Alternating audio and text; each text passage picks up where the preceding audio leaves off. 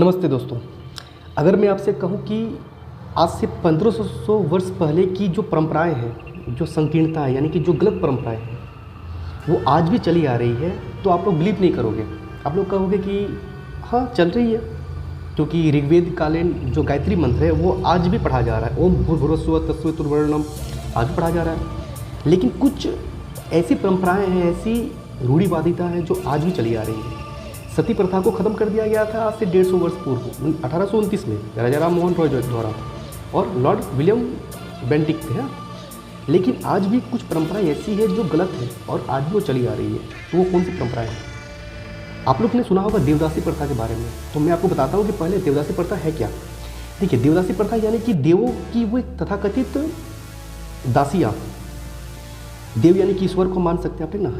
उस वक्त दक्षिण भारत में ज़्यादा प्रचलित थी और आज भी प्रचलित है। मैं आपको बताता हूँ प्रूफ के साथ। तो वो देवों की कुछ तथाकथित दासियाँ होती थी जिनको धर्म के नाम पर सेक्स स्लेव बनाकर रखा जाता था। जो पुरोहित, मंदिरों के जो पुरोहित होते थे उनके द्वारा सेक्स स्लेव, यानी कि आपको समझ में आ रहा होगा, ठीक है, रखा जाता था। उम्र ढलने के साथ साथ जो पुरोहित वर्ग के लोग हैं वे उन्हें अपनी ज़िंदगी से निकाल देते थे, ठीक है। उनके साथ जो बुराई करना था, जो गलत करना था कर लेते थे और उम्र ढलने के साथ साथ उनको छोड़ देते थे। उनसे उत्पन्न कुछ बच्चे भी होते थे, उनको वो भीख मांगने के लिए छोड़ देते थे। दरअसल आपने जो देवदासी शब्द है इसको अपने कहानियों में, इतिहास के पुस्तकों में और मूवियों में, यानी फिल्मों में भी आपने सुना होगा इसके बारे में, ठीक है। लेकिन यकीन मानिए कि आज भी ये प्रासंगिक है। मैं कुछ उदाहरण आपको बताता हूँ। पहला उदाहरण ये है कि कर्नाटक, आपने उत्तरी कर्नाटक नाम सुना होगा। तो कर्नाटक में एक क्षेत्र है, उसका नाम है कोप्पल नाम है, ठीक है। यहाँ से करीब 15 किलोमीटर की दूरी पर जो एक विजयनगर जिला आता है, इस जिला में एक गांव है जहाँ पर आज भी उस जिले को देवदासियों का गढ़ माना जाता है। देवदासियों का गढ़। मैं अभी आपको एक इमेज दिखाता हूँ, फोटो दिखाता हूँ। ये फोटो के माध्यम से आप लोग समझ पाओगे कि हाँ ये कितना सत्य है, ठीक। मैंने अभी तक जो भी कहा ये मैं प्रूफ के साथ बताता हूँ। ये दैनिक भास्कर ने ये छपा हुआ था, ठीक है। ये किस डेट को है मैं आपको बताता हूँ। लिखा हुआ है कि देखिए, मैंने फ़ोटो को ब्लर कर दिया है क्योंकि मैंने चाहता हूँ कि किसी का भी जो भी है वो है ना, गरिमा को ठेस पहुँचे ना। सो यहाँ लिखा हुआ है, अपनी बेटी के साथ लक्ष्मी वे कहती है कि सरकार मुझे 15,000 रुपये महीने देती है। आज की महंगाई में आप ही बताओ इतने में क्या होगा। सही बोलती है, ठीक है। अच्छा, ये लोग जो है ना, ये देवदासियाँ हैं। ये कर्नाटक के कोप्पल जिले में रहने वाली है, ठीक है। ये दूसरा मैं दिखाता हूँ, ये भी दैनिक भास्कर से लिया गया है। उलेमा कहती है, कहने को तो देवदासी घर की मुखिया होती है, वह घर का लड़का होती है, लेकिन हकीकत यह है कि हम देवदासियाँ शूद्र हैं। ऊंची जाति के मर्द हमारे साथ जब तक चाहे संबंध बनाते हैं, एक बार हम प्रेग्नेंट हुए कि दोबारा वे हमारी शक्ल तक नहीं देखना पसंद करते, नहीं देखते हैं, यहाँ तक कि अपने बच्चे को देखने भी नहीं आते हैं। फिर देखिए, उलेमा कहती है हमारी किस्मत खराब है, हम इसे शोषण भी नहीं कह सकते क्योंकि ये तो धर्म के नाम पर किया जा रहा है ना। आज भी प्रासंगिक है, आज भी ऐसा किया जा रहा है। आज से 1500 वर्ष पहले ये शुरुआत हुआ था, ठीक है, दक्षिण भारत में। और दक्षिण भारत में क्यों शुरुआत हुआ था ये भी मैं आपको बताता हूँ। तो ये कह रही है कि हमारे साथ जो शोषण हो रहा है इसके बारे में हम किसी को बता नहीं सकते हैं, क्योंकि धर्म के नाम पर देवदासियों को अपने पुरोहित के साथ रहना ही है। तो आप लोग समझ सकते हैं कि कितनी समस्याएं हैं इनके साथ, ठीक है। अब मैं आपको इसके पीछे के इतिहास को बताता हूँ। देखिए, दरअसल क्या हुआ था कि उस वक्त यानी कि 1500 वर्ष पहले या फिर 1000 या फिर आप मान कर चल सकते हो 1200 से 1300 वर्ष पहले क्या होता था कि उत्तरी भारत में अधिकांश आक्रमण होते थे, विदेशी आक्रमण। आप लोग पता होगा, अपना इतिहास पढ़ा होगा, ठीक है। तो उत्तरी भारत में आक्रमण होता था, मंदिरों को ध्वस्त किया जाता था।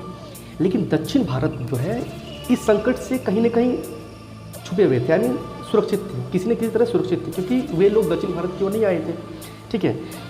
तो इस दौरान दक्षिण भारत में मंदिरों में जो है नृत्य, संगीत, कला का विकास हुआ, ठीक है। यहाँ जो पूजा पाठ होता था, पूजा पाठ के साथ साथ वहाँ की संस्कृति, नृत्य, कला, मैंने भी कहा, ठीक है। और इसी के साथ शुरुआत होता है भारतनाट्यम और कथक जैसे नृत्यों का, है ना, जिसमें महिलाओं की उपस्थिति, भागीदारी महत्वपूर्ण हो जाती है, ठीक है, होती थी। और इसी में इसी दौरान देवदासी प्रथा का भी शुरुआत होता है, ठीक है।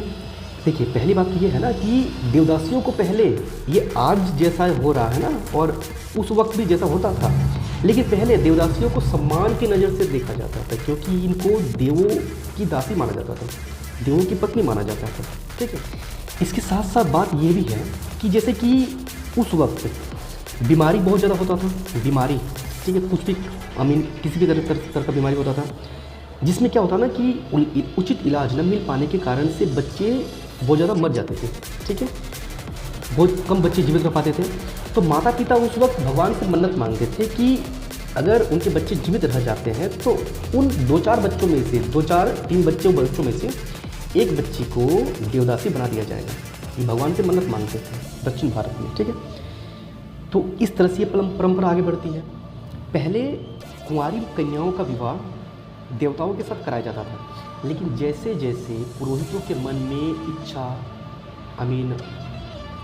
लोभ, ठीक है, उनके मन में जैसे जैसे विकास हुआ उनके मन में, वैसे वैसे क्या हुआ कि ये जो सेवा करने आती थी, जो लड़कियां हैं सेवा करने के जिनको देवदासी बना दिया जाता था, उनके साथ ये मंदिरों में जो पुरोहित हैं देवता से मिलाने के नाम पर इनके साथ वो संबंध बनाते थे। लेकिन जैसे कि मैंने पहले बताया था आपको कि ये पुरोहित इनसे एक बार संबंध बनाने के बाद इनको अपना चेहरा तक नहीं दिखाते थे, ठीक है।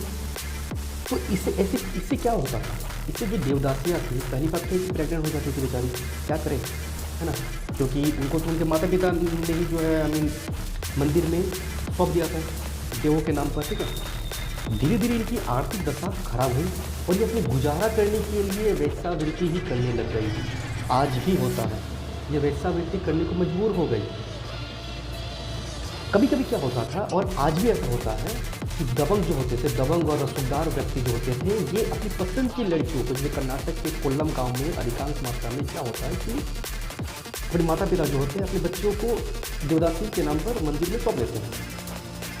जो माता पिता नहीं सौंपते हैं उनको जो दबंग और रसूखदार व्यक्ति जो होते थे, वे कभी भगवान के नाम पर, कभी डराने के नाम पर, दबंग होते थे तो डराने के नाम पर जो लड़कियां उनको पसंद आती थी उस लड़की को देवदासी बनाने के नाम पर उनके साथ संबंध बनाते थे, गलत करते थे उनके साथ, ठीक है। परिवार को डराते भी थे और मजबूर भी करते थे, मजबूर करके उन लड़कियों को देवदासी बनाने को मजबूर करते थे। लेकिन मैं अभी जो जितना भी कुछ कह रहा हूँ ना, ये सब के सब मैंने बताया था कहाँ से मैंने उठाया हुआ है, ठीक है। इसका मैं लिंक आपको सेंड कर दूँगा, ये लिंक के माध्यम से पूरा पढ़ सकते हैं कि कितनी समस्याएँ थी और आज भी कितनी समस्याएँ हैं। मैं बता रहा हूँ, आज करीब कोल्लम गांव में करीब 70,000 से ज़्यादा देवदासियाँ हैं और इन देवदासियों में से अधिकांश की उम्र तो बहुत पार हो चुका है, करीब 40-45 हो चुका है।